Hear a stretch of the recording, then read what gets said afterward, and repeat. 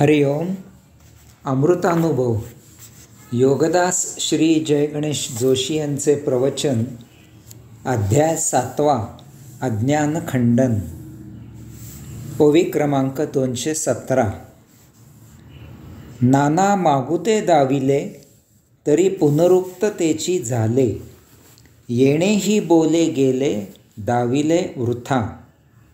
अर्थात आतापर्यंत विविध असे दृश्य भरपूर दाखविले गेले, पुन्हा पुन्हा तेच तेच दाखविले गेले, परंतु याचाच बोलबाला झाला असे हे दाखविलेले वृथा गेले. माऊली सांगतात की आतापर्यंत या ब्रह्मांडात नवनवीन विपुल वस्तू जगत, निरनिराळ्या प्रकारचे प्राणी जगत, विभिन्न सृष्टी सौंदर्य असे दृश्य दर्शविले गेले. ब्रह्मांडात मानव मोजू शकणार नाही असे अमोज वैविध्य निर्माण केले गेले.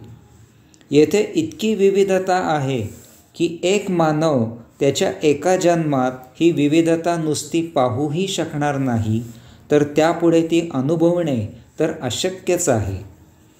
भौतिकदृष्ट्या जरी विचार केला तरीही एक मानव त्याच्या जन्मात हे वैचित्र्य आणि ही विविधता उपभोगू शकणार नाही.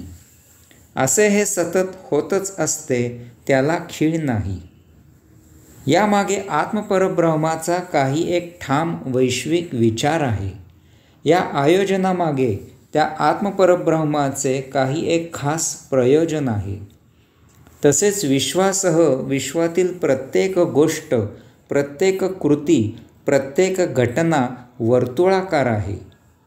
याला अनुसरून हे वैश्विक वर्तुळ पूर्ण करण्यासाठी हे आयोजन फार सुनियोजित आहे. माऊलींनी आत्मपरब्रह्माची अशी फार मोलाची अनेकानेक माहिती आपल्याला अमृतानुभवामधून करून दिली आहे. ती इतकी महान आहे की हे केवळ स्वानुभूतीमुळेच, हे केवळ आत्मानुभूतीमुळेच, हे केवळ साक्षात्कारीलाच शक्य आहे, हे सहजच पटते. आध्यात्मिक दृष्टिकोनातून याला फार महत्त्व आहे, मोल आहे. आपण हे समजावून घ्यायचा प्रयत्न करू. आतापर्यंत विविध असे दृश्य भरपूर दाखविले गेले. आत्मपरब्रह्मामधून ओम असा महादिव्य परमध्वनी झाला आणि त्यामधून उत्सर्जित झालेल्या तप्त गोळ्यांमधून उत्क्रांती होत होत ब्रह्मांडात विश्वे निर्माण झाली. ही विश्वे जड निर्जीव होती. यानंतर येथे हळूहळू उत्क्रांती होऊ लागली. येथे पंचमहातत्वे निर्माण झाली. त्यांच्या जड सृष्टीशी झालेल्या संयोगामधून सजीव सृष्टी निर्मित झाली. सर्वप्रथम वनस्पती सृष्टी निर्माण झाली. त्यात उत्क्रांती होत होत, त्याचा विस्तार होत होत त्यामध्ये वनस्पतींच्या कित्येक लाख भिन्न भिन्न जाती निर्माण झाल्या. वनस्पती सृष्टीमधूनच देहधारण होऊन प्राणीसृष्टी निर्माण झाली. त्यात उत्क्रांती होत होत, त्याचा विस्तार होत होत त्यामध्ये प्राण्यांच्या कित्येक लाख भिन्न भिन्न जाती निर्माण झाल्या. याचा शेवट मानवी देह धारण करून झाला. त्यानंतर उत्क्रांती थांबली. अशा प्रकारे आपल्या ऋषींच्या मताप्रमाणे वनस्पती सृष्टीपासून मानवी देहापर्यंत या विश्वात 84 लक्ष इतके विविध सजातीय जीव आहेत. याला 84 लक्ष प्रकारच्या योनी आहेत असे अध्यात्मात म्हटले जाते. या अशा 84 लक्ष योनींमध्ये कित्येक कोटीच्या कोटी प्राणी आहेत. हे सर्व सजीव ओंकारामधून निर्माण झालेल्या तप्त गोळ्यांपासून विस्तार होत होत मानवापर्यंत उत्क्रांत झालेले आहेत. याचा अर्थ हे सर्व एकमेकांना सतत जोडलेले आहेत. ते सर्व त्या तप्त परम ऊर्जामय गोळ्यांमधून विस्तार झालेले आहेत, उत्क्रांत झालेले आहेत. यामुळे ते सर्व एकसंध आहेत. हे सर्व या ब्रह्मांडाचाच अविभाज्य भाग आहेत. येथे जराही जोड नाही, तोड नाही, मोड नाही. याचा वैश्विक परिणाम असा होतो की या ब्रह्मांडात कोठेही एक जरी सूक्ष्मातिसूक्ष्म घटना घडली तरी त्याचा सर्व ब्रह्मांडावर बरा वाईट परिणाम होतो. अशी ही आत्मपरब्रह्माची या ब्रह्मांडात वैश्विक लीला सुरू आहे. अशा या जड सूक्ष्म सजीव निर्जीव चल अचल सृष्टीत विविध प्रकारची दृश्ये निर्माण होतात. उदाहरणार्थ आकाशात ग्रहगोल तारे ठराविक वेळी दृश्य होऊ लागतात आणि ठराविक वेळेनंतर मावळतात. समुद्रावर निरनिराळी दृश्ये निर्माण होत असतात. डोंगर दऱ्या दृश्ये दर्शवित असतात. उन्हाळा, हिवाळा, पावसाळा हे ऋतू दृश्ये निर्माण करत असतात. ही यादी दीर्घ आहे. अशी ही विविध असंख्य दृश्ये अतिशय आकर्षक, विलोभनीय, प्रेक्षणीय असतात. ही दृश्ये काही ठराविक कालावधी झाला की दृश्य होतात आणि पुन्हा काही ठराविक कालावधीकरिता ती अदृश्य होतात. त्या कालावधीनंतर ती दृश्ये पुन्हा दृश्य होतात. हे असे सतत सुरूच राहते. यामुळे काही विशिष्ट हंगामानंतर या दृश्यांचे पुनरागमन होते. याचा परिणाम म्हणून ग्रहगोल ताऱ्यांमध्ये अनेक दृश्ये निर्माण होतात. यात भर म्हणून जडसूक्ष्म सजीव निर्जीव चल अचल सृष्टी स्वतः या दृश्यांची भर घालत असते. कारण या विविधतेवर त्यांचे जगणे अवलंबून असते. यामुळे याचा जगण्यासाठी उपयोग करताना जडसूक्ष्म सजीव निर्जीव चल अचल सृष्टी त्यांना सोयीचे असे घडवीत असते. त्यामधून निरनिराळी दृश्ये निर्माण होत असतात. अशा प्रकारे या ब्रह्मांडात निर्माण होत असलेल्या दृश्यांची संख्या अगणित आहे, अमोज आहे, अनंत आहे, विविध आहे, वैचित्र्याने नटलेली आहे. पुन्हा पुन्हा तेच तेच दाखविले गेले. माऊली पुढे सांगतात की अशी ही दृश्ये पुन्हा पुन्हा 30 दाखविली जातात. आता हे अगदी स्वाभाविक आहे. पृथ्वीवरील उदाहरण घेतल्यास कडाक्याचे ऊन पडते, हवेत उष्मा वाढतो, त्यामुळे पाण्याची वाफ होते. वाफ हलकी असल्यामुळे ती वरवर जाते.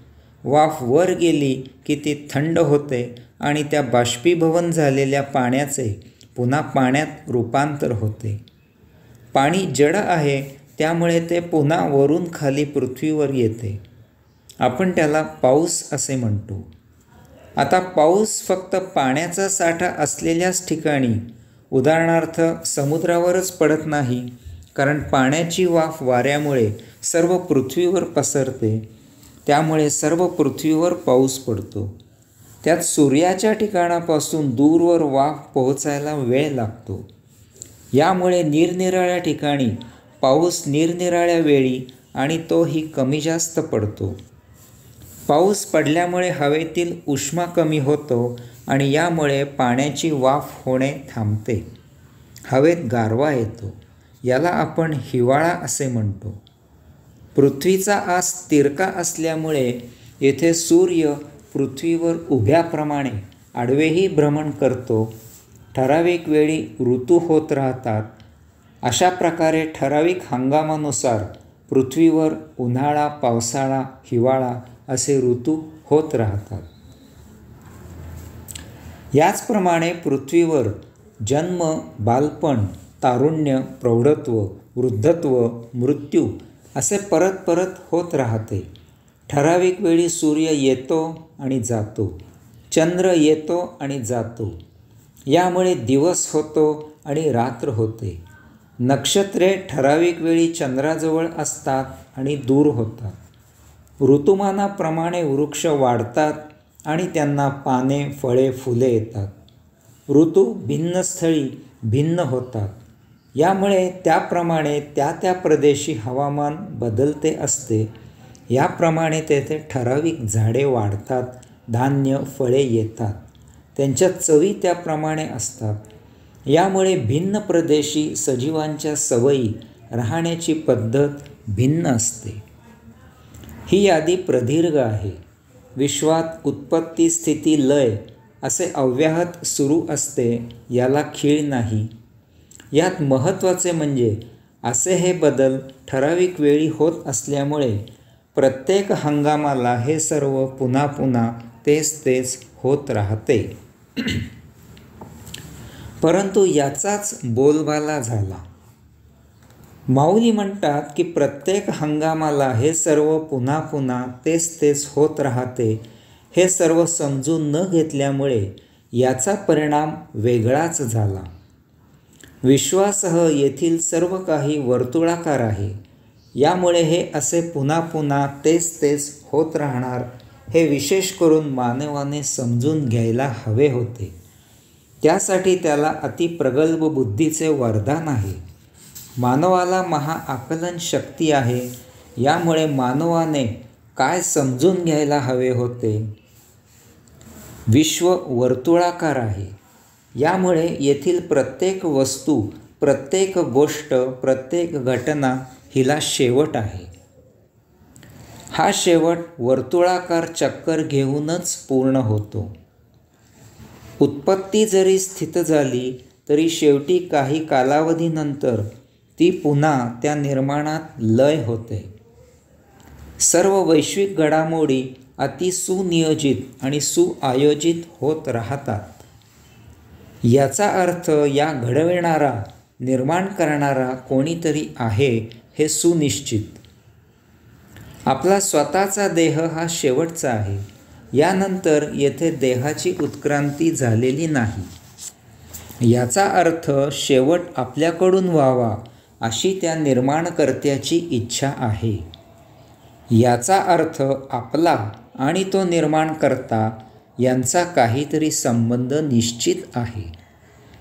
माऊली म्हणतात की अतिप्रगल्भ, अनन्यसाधारण बुद्धी आणि आकलनशक्ती असूनही हे असे सर्व समजून न घेता येथे मग नेमेची येतो पावसाळा, हे सृष्टीचे कौतुक जाण बाळा, याचाच बोलबाला झाला. असे हे दाखवलेले वृथा गेले. माऊली पुढे म्हणतात की असे हे सर्व निर्माण केलेले वाया गेले.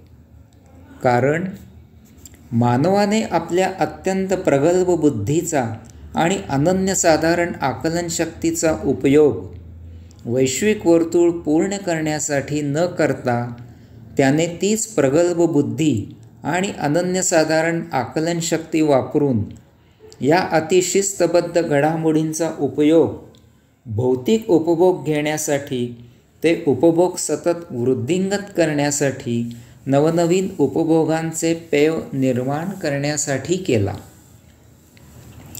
त्याला सृष्टी निर्माणकर्त्याचे आकलन झाले तर त्याने त्याला कामाला लावून आपले उपभोग वर्धित कसे होतील याची काळजी वाहिली. त्यासाठी त्याचे सारे मंत्र, तंत्र, पूजा, अर्चा, विधी सोपस्कार आहेत. ज्या ज्ञानियांनी याला विरोध केला त्यांना वेडे ठरविले, त्यांचा छळ केला, प्रसंगी अशांना ठार मारले.